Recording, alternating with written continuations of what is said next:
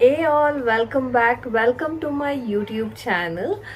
Actually ತಮ್ಮನೇಲಿ ನೋಡಿ ನಿಮಗೆಲ್ಲ ಅನಿಸಿರುತ್ತೆ ಏನು ಹೇಳ್ತಾ ಇದ್ದಾರೆ ಇವರು ಅಂತ ಹೇಳಿ. ಹೌದು, ಇವತ್ತು ಆ್ಯಕ್ಚುಲಿ ಒಂದು ಕಮೆಂಟ್ ಬಂದಿತ್ತು, ಅದ್ರ ಬಗ್ಗೆನೇ ಮಾತಾಡಬೇಕು ಅಂತ ಹೇಳಿ. ಆ್ಯಕ್ಚುಲಿ ನೆನ್ನೆ ಒಂದು ವಿಡಿಯೋನ ಅಪ್ಲೋಡ್ ಮಾಡಿದ್ದೆ. 20,000 ಸ್ಯಾಲ್ರಿ ಬರೋರು 5 ಇಯರ್ಸಲ್ಲಿ ಯಾವ ರೀತಿಯಾಗಿ 4 ಲ್ಯಾಕ್ ಅಮೌಂಟ್ನ ಸೇವ್ ಮಾಡ್ಬೋದು ಅಂತ ಹೇಳಿ. ಆ ವಿಡಿಯೋನ ಅವರು ಕಂಪ್ಲೀಟಾಗಿ ನೋಡಲಿಕ್ಕೂ ಮುಂಚೆ ಅವರು ಆ್ಯಕ್ಚುಲಿ ನನಗೆ ಕಮೆಂಟ್ ಮಾಡಿದರು. ಸಾರಿ, ಅವರು ವಿಡಿಯೋನ ಕಂಪ್ಲೀಟಾಗಿ ನೋಡೇ ಇರಲಿಲ್ಲ. ಆಲ್ರೆಡಿ ನಾನು ವಿಡಿಯೋ ಅಪ್ಲೋಡ್ ಮಾಡಿದ ಒಂದು 2 ಮಿನಿಟ್ಸಿಗೆಲ್ಲ ಕಮೆಂಟ್ ಮಾಡಿದರು, ಮೇಡಮ್ ಸಿಲಿಂಡರ್ ರೇಟ್ ಇವಾಗ 1,000 ಇದೆ ಅಂತ ಹೇಳಿ. ಹೌದು, 952 ರೂಪಾಯಿ ಇದೆ ಸಿಲಿಂಡರ್ ರೇಟ್. ನನಗೂ ತುಂಬ ಚೆನ್ನಾಗಿ ಗೊತ್ತಿದೆ, ನಾವು ಕೂಡ ಮನೆಯಲ್ಲಿ ತರಿಸ್ತೀವಲ್ವ ಸಿಲಿಂಡರ್ನ. ಸೊ ನಾನು ಆ ವಿಡಿಯೋದಲ್ಲಿ ಏನು ಹೇಳಿದ್ದೀನಿ ಅನ್ನೋದನ್ನು ದಯವಿಟ್ಟು ಕಂಪ್ಲೀಟಾಗಿ ನೋಡಿ. ಅದಕ್ಕೆ ಸ್ಟಾರ್ಟಿಂಗ್ ಆಫ್ ದಿ ವಿಡಿಯೋದಲ್ಲಿ ನಾನು ತಿಳಿಸಿರೋದು, ವಿಡಿಯೋನ ಫುಲ್ ನೋಡಿ ಆಮೇಲೆ ಕಮೆಂಟ್ ಮಾಡಿ ಅಂತ ಹೇಳಿ. ವಿಡಿಯೋನ ಲಾಸ್ಟ್ವರೆಗೂ ನೋಡೋಷ್ಟು ಪೇಷನ್ಸ್ ಇರಲ್ಲ. ನೋಡಿದ ತಕ್ಷಣವೇ ನಾನು ಏನು ಬರೆದಿರ್ತೀನಿ ಅದನ್ನು ನೋಡಿದ ತಕ್ಷಣ ಕಮೆಂಟ್ ಮಾಡೋಕ್ಕೂ ಮುಂಚೆ ದಯವಿಟ್ಟು ವಿಡಿಯೋದಲ್ಲಿ ಏನು ಎಕ್ಸ್ಪ್ಲೈನ್ ಮಾಡ್ತಾ ಇದ್ದೀನಿ ಅನ್ನೋದನ್ನು ಅರ್ಥ ಮಾಡ್ಕೊಳ್ಳಿ. ಆ್ಯಕ್ಚುಲಿ ನಾನು ಆ ವಿಡಿಯೋದಲ್ಲಿ ಏನು ತಿಳಿಸಿದ್ದೀನಿ ಅಂತ ಅಂದರೆ, ಗಂಡ ಹೆಂಡತಿ ಇಬ್ಬರಿದ್ದಾರೆ ಅಥವಾ ಗಂಡ ಹೆಂಡತಿ ಒಂದು ಚಿಕ್ಕ ಮಗು ಇದೆ ಅಂತ ಅಂದಾಗ ನಮಗೆ 3 ಮಂತ್ಸ್ಗೆ ಒಂದ್ಸಲ ನಾವು ಸಿಲಿಂಡರ್ನ ಪರ್ಚೇಸ್ ಮಾಡ್ತೀವಿ. ಎವ್ರಿ ಮಂತ್ ನಾವು ಸಿಲಿಂಡರ್ನ ಪರ್ಚೇಸ್ ಮಾಡಲಿಕ್ಕೆ ಹೋಗಲ್ಲ. ಸೊ ನಾವು ಪ್ರತಿ ತಿಂಗಳು ಸಿಲಿಂಡರ್ನ ಪರ್ಚೇಸ್ ಮಾಡಲ್ಲ. ಆದರೆ ಸಿಲಿಂಡರ್ ಅಮೌಂಟ್ ಏನಿದೆ ಅಲ್ವಾ, ಅದನ್ನು ಇವಾಗ 950 ರೂಪಾಯಿನ ನಾವು ಒಂದೇ ಸಲ ಕೊಟ್ಟು ತಗೊಳ್ಬೇಕಾದ್ರೆ ಏನು ಸಮಸ್ಯೆ ಆಗುತ್ತೆ ಅಂತ ಅಂದರೆ, ಯಾವುದಕ್ಕೂ ಅಮೌಂಟು ಶಾರ್ಟೇಜ್ ಆಗುತ್ತೆ ಒಂದೇ ಸಲ ಕೊಡುವಾಗ. ಆ ಒಂದು ಕಾರಣದಿಂದ ನಾನೇನು ಹೇಳಿದ್ದೀನಿ ಅಂತ ಅಂದರೆ, ಎವ್ರಿ ಮಂತ್ ನಾವು ಸಿಲಿಂಡರಿಗೆ 950 ರೂಪಾಯಿ 3 ತಿಂಗಳಿಗೆ ಒಂದ್ಸಲ ತಗೊಳ್ತೀವಿ ಅಂತ ಅಂದಾಗ 3 ತಿಂಗಳಿಗೆ ಡಿವೈಡ್ ಮಾಡಿ 950 ಡಿವೈಡೆಡ್ ಬೈ 3 ಮಾಡಿ ಎಷ್ಟು ಬರುತ್ತೆ ಅದನ್ನು ನೀವು ಒಂದು ಎನ್ವಿಲಪ್ಪಲ್ಲಿ ಅಥವಾ ಒಂದು ಬಾಕ್ಸಲ್ಲಿ ಹಾಕಿ ಇಡಿ ಅಂತ ಹೇಳಿ ನಾನು ಆ ವಿಡಿಯೋದಲ್ಲಿ ತಿಳಿಸಿರೋದು. ದಯವಿಟ್ಟು ವಿಡಿಯೋನ ಕೊನೆವರೆಗೂ ನೋಡಿ ಅಂತ ಹೇಳಿ ಇದಕ್ಕೆ ಹೇಳೋದು. ನನ್ನ ವಿಡಿಯೋನೇ ಅಂತಲ್ಲ, ಯಾರದೇ ವಿಡಿಯೋ ಆದರೂ ಅಷ್ಟೇನೆ ಕೊನೆವರೆಗೂ ವಿಡಿಯೋ ನೋಡಿ, ಸೋ ದಟ್ ನಿಮಗೆ ಕ್ಲಾರಿಫಿಕೇಶನ್ ಸಿಗುತ್ತೆ. ಆ ನಂತರನೇ ಕಮೆಂಟ್ ಮಾಡಿ. ಈ ರೀತಿಯಾದ ಕಮೆಂಟ್ನ ಬಹಳಷ್ಟು ಜನ ಏನಾದರೂ ಕಾಮೆಂಟ್ ಸೆಕ್ಷನಲ್ಲಿ ಹೋಗಿ ಚೆಕ್ ಮಾಡಿದಾಗ ಅವ್ರಿಗೆ ಏನು ಅನಿಸುತ್ತೆ ಬೇರೆಯವರಿಗೆ ಅಂತ ಅಂದರೆ, ಏನೋ ಇವರು ಕರೆಕ್ಟಾಗಿ ಹೇಳಿಲ್ವೇನೋ ಅನ್ನೋದು ಬೇರೆಯವರಿಗೆ ಬಂದು ಬೇರೆಯವ್ರು ಕೂಡ ಆ ವಿಡಿಯೋನ ನೋಡಲಿಕ್ಕೆ ಹೋಗಲ್ಲ, ಈಗಾಗ್ಬಿಡುತ್ತೆ. ಸೊ ದಯವಿಟ್ಟು ವಿಡಿಯೋನ ನೀವು ಕೊನೆ ತನಕ ನೋಡಿ. ಯಾವುದೇ ವಿಡಿಯೋಸ್ ಆದ್ರೂ ಅವ್ರು ಏನು ಹೇಳಿದ್ದಾರೆ, ಏನು ಇನ್ಫಾರ್ಮೇಷನ್ ಹೇಳ್ತಾ ಇದ್ದಾರೆ ಅನ್ನೋದನ್ನು ದಯವಿಟ್ಟು ಅರ್ಥ ಮಾಡ್ಕೊಳ್ಳಿಕ್ಕೆ ಪ್ರಯತ್ನ ಪಡಿ. ನೀವೇ ಯೋಚನೆ ಮಾಡಿ ನೋಡಿರ್ಬೋದು, ಬಹಳಷ್ಟು ಟೈಮ್ಗಳಲ್ಲಿ ನಾವು ಬಜೆಟಿಂಗ್ ಇರಲ್ಲ ಅಥವಾ ಯಾವುದೇ ರೀತಿಯಾದ ಒಂದು ಪ್ಲಾನಿಂಗ್ ಇಲ್ಲದೆ ಸುಮ್ಮನೆ ದುಡ್ಡು ಖರ್ಚು ಮಾಡಬೇಕಾದ್ರೆ ನಮಗೆ ಯಾವುದೇ ರೀತಿಯಾದ ಸೇವಿಂಗ್ಸ್ ಆಗಲ್ಲ. ಮತ್ತು ಒಂದು ಐಟಮಿಗೆ ಅಮೌಂಟ್ ಜಾಸ್ತಿ ಆಗುತ್ತೆ, ಇನ್ನೊಂದು ಐಟಮಿಗೆ ದುಡ್ಡು ಸಾಕಾಗಲ್ಲ, ಇದರಿಂದ ಸಾಲ ಆಗ್ತಾ ಹೋಗುತ್ತೆ. ಈ ರೀತಿಯಾದ ಪರಿಸ್ಥಿತಿಗಳು ಬಹಳಷ್ಟು ಮನೆಗಳಲ್ಲಿ ಇತ್ತೀಚಿನ ದಿನಗಳಲ್ಲೂ ಫೇಸ್ ಮಾಡ್ತಿದ್ದಾರೆ. ಅಯ್ಯೋ, ನಮಗೆ ಗ್ರಾಸರಿಗೆ 4,000 ಆದರೂ ಸಾಕಾಗಲ್ಲ, 3,000 ಆದರೂ ಸಾಕಾಗಲ್ಲ, 5,000 ಆದರೂ ಸಾಕಾಗಲ್ಲ ಅನ್ನೋದು ಬರುತ್ತೆ. ಯಾಕೆ ಅಂತ ಅಂದರೆ, ಒಂದು ಅವರು ಬಜೆಟಿಗೆ ಸ್ಟಿಕ್ ಆನ್ ಆಗಿಲ್ಲ, ಮತ್ತು ಒಂದು ಗ್ರಾಸರಿ ಲಿಸ್ಟಿಂಗ್ ಪ್ರಾಪರ್ ಪ್ಲಾನಿಂಗ್ ಅನ್ನೋದಿರಲ್ಲ. ಇಂಥ ಟೈಮಲ್ಲಿ ಒಂದಕ್ಕೆ ಹೋಗಿ ಬಜೆಟು ಇನ್ನೊಂದಕ್ಕೆ ಜಾಸ್ತಿ ಆಗ್ತಾ ಬರುತ್ತೆ. ಹಾಗಾಗಿ ದಯವಿಟ್ಟು ಯಾವುದೇ ಕಾರಣಕ್ಕೂ ಈ ರೀತಿಯಾದ ಬಜೆಟಿಂಗ್ ವಿಡಿಯೋಸ್ನ ನೀವು ಫಾಲೋ ಮಾಡಬೇಕಾದ್ರೆ ಅರ್ಥ ಮಾಡ್ಕೊಳ್ಳಿ ಏನು ಹೇಳ್ತಿದ್ದಾರೆ ಅವರು ಅನ್ನೋದನ್ನು. ಆ್ಯಕ್ಚುಲಿ ಈ ರೀತಿಯಾದ ಬಜೆಟಿಂಗ್ ವಿಡಿಯೋಸ್ ನಿಮ್ಮ ಲೈಫಲ್ಲಿ ತುಂಬಾ ಉಪಯೋಗ ಆಗುತ್ತೆ. ಜೊತೆಗೆ ನಿಮಗೆ ಒಂದು ಪ್ರಾಪರ್ ಡಿಸಿಪ್ಲಿನ್ ಲೈಫ್ ಅನ್ನೋದನ್ನು ಕಲಿಸ್ಕೊಡುತ್ತೆ.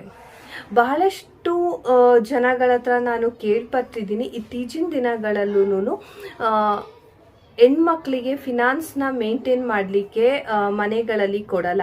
ಗಂಡಸ್ರನ್ನೇ ಫಿನಾನ್ಸ್ನ ಮೇಂಟೈನ್ ಮಾಡ್ತಾರೆ, ಏನೇ ಬೇಕು ಅಂತ ಅಂದರೂ ಅವರೇ ತರ್ತಾರೆ, ಹೆಣ್ಮಕ್ಳು ಕೈಗೆ ದುಡ್ಡು ಕೊಡಲ್ಲ ಅಂತ ಹೇಳಿ.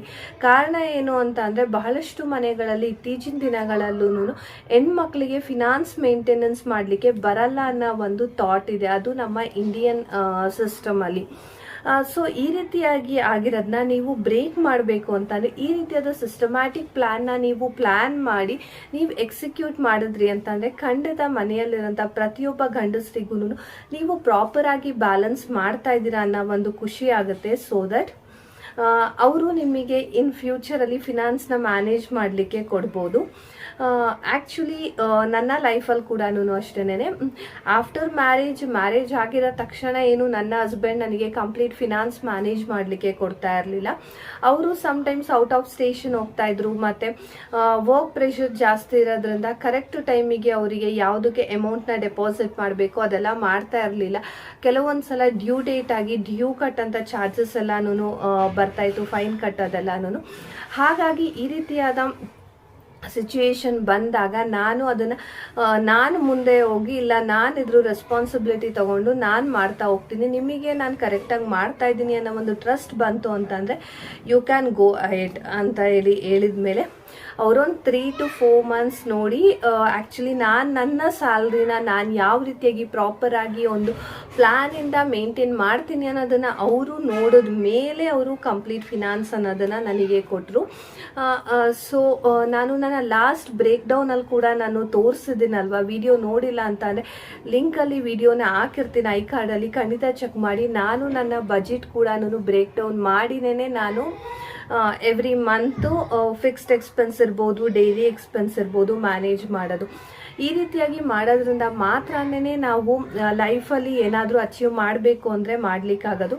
ಆ್ಯಕ್ಚುಲಿ ಇನ್ನೊಂದೇನು ಅಂತ ಅಂದರೆ ನಾನು ಯಾವುದೇ ವಸ್ತುನೂ ಬೇಕು ಅಂದ ತಕ್ಷಣ ಹೋಗ್ಬಿಟ್ಟು ಪರ್ಚೇಸ್ ಮಾಡಲ್ಲ. ನನಗಿರ್ಬೋದು, ನನ್ನ ಮಗಳಿಗಿರ್ಬೋದು, ನನ್ನ ಹಸ್ಬೆಂಡಿಗಿರ್ಬೋದು, ಯಾರಿಗಾದ್ರೂ ಅಷ್ಟೇನೆ ಯಾವುದೇ ಒಂದು ವಸ್ತು ಬೇಕು, ಅದು ಏನೋ ಒಂದು ತುಂಬಾ ಎಮರ್ಜೆನ್ಸಿ ಸಿಚುವೇಶನ್ ಅನ್ನೋದು ಬಿಟ್ಟು ಅದು ವಿಶ್ ಲಿಸ್ಟಲ್ಲಿ ಇಟ್ಕೊಳ್ತೀವಿ. ಇವಾಗ ಆ್ಯಕ್ಚುಲಿ ಒಂದು ಫೋನ್ ತಗೋಬೇಕು, ಈಗ ನನ್ನ ಮಗಳಿಗೆ ಒಂದು ಸೈಕಲ್ ತಗೋಬೇಕು, ಇದೆಲ್ಲ ನಾನು ವಿಶ್ ಲಿಸ್ಟಲ್ಲಿ ಇಟ್ಕೊಳ್ತೀವಿ. ಸೈಕಲ್ ತಗೋಬೇಕು ಅಂತ ಅವಳು ಆ್ಯಕ್ಚುಲಿ ಲಾಸ್ಟ್ ಇಯರ್ ಕೇಳಿದ್ದು, ಹಾಗಾಗಿ ಅವಳಿಗೆ ಪಿಗ್ಗಿ ಬಾಕ್ಸ್ ಕೊಟ್ಟು ನೀನು ಅಮೌಂಟ್ನ ಸೇವ್ ಮಾಡು ಅಂತ ಹೇಳಿದ್ವಿ. ಸೊ ದಟ್ ಇವಾಗ ಒಂದೇ ಸಲ ಬಲ್ಕಾಗಿ ನಾವು 4,000 ಕೊಟ್ಟು ಸೈಕಲ್ನ ಪರ್ಚೇಸ್ ಮಾಡೋದು ಹೇಗಿರುತ್ತೆ. ಆ್ಯಕ್ಚುಲಿ 4.5 ಆಯಿತು ಸೈಕಲಿಗೆ. 4.5ನ ಒಂದು ಸಲನೇ ನಾವು ಅಮೌಂಟ್ ಕೊಟ್ಟು ತರೋದು ಬರ್ಡನ್ ಅಂತ ಅನಿಸುತ್ತೆ. ಬಟ್ ಅವರು ಅಮೌಂಟ್ನ ಸೇವ್ ಮಾಡಿದ್ರಲ್ವ, ಅದು ಎಷ್ಟು ಯೂಸ್ಫುಲ್ ಆಗುತ್ತೆ ಅನ್ನೋದನ್ನು ಥಿಂಕ್ ಮಾಡಿ ನೋಡಿ. ಈ ರೀತಿಯಾಗಿ ನಾನು ಪ್ರತಿಯೊಂದನ್ನು ವಿಶ್ ಲಿಸ್ಟಲ್ಲಿ ಇಟ್ಕೊಳ್ತೀನಿ.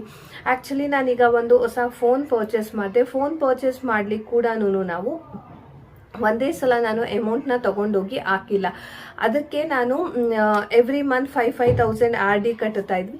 RD ಅಮೌಂಟ್ನ ತೆಗೆದು ನಾನು ಫೋನ್ನ ಪರ್ಚೇಸ್ ಮಾಡಿರೋದು. ಈ ರೀತಿಯಾಗಿ ಒಂದು ಡಿಸಿಪ್ಲಿನ್ ಲೈಫ್ನ ಕಲಿಯೋದ್ರಿಂದ ಮಾತ್ರನೇ ಲೈಫಲ್ಲಿ ಯಾವುದೇ ರೀತಿಯಾದ ಸಾಲ ಇಲ್ಲದೆ ನಾವು ಲೈಫ್ನ ಲೀಡ್ ಮಾಡ್ಬೋದು. ಯಾಕಂದರೆ ಇಷ್ಟು ವರ್ಷದ ಜರ್ನಿಯಲ್ಲಿ 5 ವರ್ಷ ಸಾಲ ತೀರಿಸಿದ್ದು, ಆ ಸ್ಟ್ರಗಲು ಅದೆಲ್ಲ ನೋಡಿದ ಮೇಲೆ ನನಗೆ ಲೈಫಲ್ಲಿ ಅನಿಸಿರೋದು ಒಂದೇನೆ, ಸಾಲ ಅನ್ನೋದಿದ್ದಷ್ಟು ನಾವು ಲೈಫಲ್ಲಿ ನೆಮ್ಮದಿಯಾಗಿರ್ಲಿಕ್ಕಾಗಲ್ಲ. ಪ್ರತಿದಿನ ಅದೇ ಯೋಚನೆ ಇರುತ್ತೆ, ಎಲ್ಲೂ ಹೋಗ್ಲಿಕ್ಕಾಗಲ್ಲ, ಬರ್ಲಿಕ್ಕಾಗಲ್ಲ. ಅದೆಲ್ಲದಕ್ಕಿಂತ ಹೆಚ್ಚಾಗಿ ನಮ್ಮ ಸಂಬಂಧಿಕರು, ರಿಲೇಷನ್ಗಳೇ ನಮ್ಮನ್ನ ಯಾವ ರೀತಿಯಾಗಿ ಟ್ರೀಟ್ ಮಾಡ್ತಾರೆ ಅನ್ನೋದು ನಾನು ಹೇಳ್ಬೇಕಾಗಿಲ್ಲ. ಪ್ರತಿಯೊಬ್ಬರೂ ಲೈಫಲ್ಲಿ ಅದನ್ನೆಲ್ಲನೂ ಫೇಸ್ ಮಾಡಿರ್ತೀರಲ್ವ. ಹಾಗಾಗಿ ಈ ಒಂದು ಫಿನಾನ್ಸ್ ಜರ್ನಿಯಲ್ಲಿ ನೀವು ದಯವಿಟ್ಟು ವಿಡಿಯೋಗಳನ್ನ, ಈ ರೀತಿಯಾದ ಫಿನಾನ್ಸ್ ವಿಡಿಯೋಗಳನ್ನ ಅಂತಲ್ಲ, ಪ್ರತಿಯೊಂದು ಇನ್ಫಾರ್ಮೇಟಿವ್ ವಿಡಿಯೋಸ್ನ ಏನು ಹೇಳಿರ್ತಾರೆ ಅನ್ನೋದನ್ನು ದಯವಿಟ್ಟು ಕೊನೆವರೆಗೂ ನೋಡಿ. ಸೋ ದಟ್ ನಿಮಗೆ ಒಂದು ಐಡಿಯಾ ಬರುತ್ತೆ, ನೀವು ಯಾವ ರೀತಿಯಾಗಿ ಬಜೆಟ್ನ ಮೇಂಟೈನ್ ಮಾಡಬೇಕು ಅನ್ನೋದು ಗೊತ್ತಾಗುತ್ತೆ. ದಯವಿಟ್ಟು ಇನ್ಮೇಲೆ ಕಮೆಂಟ್ ಮಾಡಲಿಕ್ಕೂ ಮುಂಚೆ ಕಂಪ್ಲೀಟಾಗಿ ವಿಡಿಯೋ ನೋಡಿ ಕಮೆಂಟ್ ಮಾಡಿ ಅಂತ ಹೇಳಿ ಕೇಳ್ಕೊಳ್ತೀನಿ. ಅದರಿಂದ ಯಾರಿಗಾದರೂ ಹರ್ಟ್ ಆಗಿದ್ರೆ ಸಾರಿ. ಜೊತೆಗೆ ಇನ್ನೊಂದೇನು ಅಂತಂದ್ರೆ ದಯವಿಟ್ಟು ನನಗೆ ಅಂತಾನೆ ಅಲ್ಲ, ಯಾರಿಗೆ ಆದ್ರೂ ಅಷ್ಟೇ ಕಮೆಂಟ್ ಮಾಡಲಿಕ್ಕೂ ಮುಂಚೆ ಒಂದ್ಸಲ ಪ್ರಾಪರಾಗಿ ತಿಳ್ಕೊಂಡು ಮಾಡೋದು ಒಳ್ಳೆಯದು ಅಂತ ಹೇಳಿ. ಸೊ ಈ ವಿಡಿಯೋನ ಇಲ್ಲಿಗೆ ಕೊನೆ ಮಾಡ್ತಾ ಇದ್ದೀನಿ. ಮತ್ತೆ ನೆಕ್ಸ್ಟ್ ವಿಡಿಯೋದೊಂದಿಗೆ ಭೇಟಿ ಆಗ್ತೀನಿ. ಅಲ್ಲಿವರೆಗೂ ಧನ್ಯವಾದಗಳು.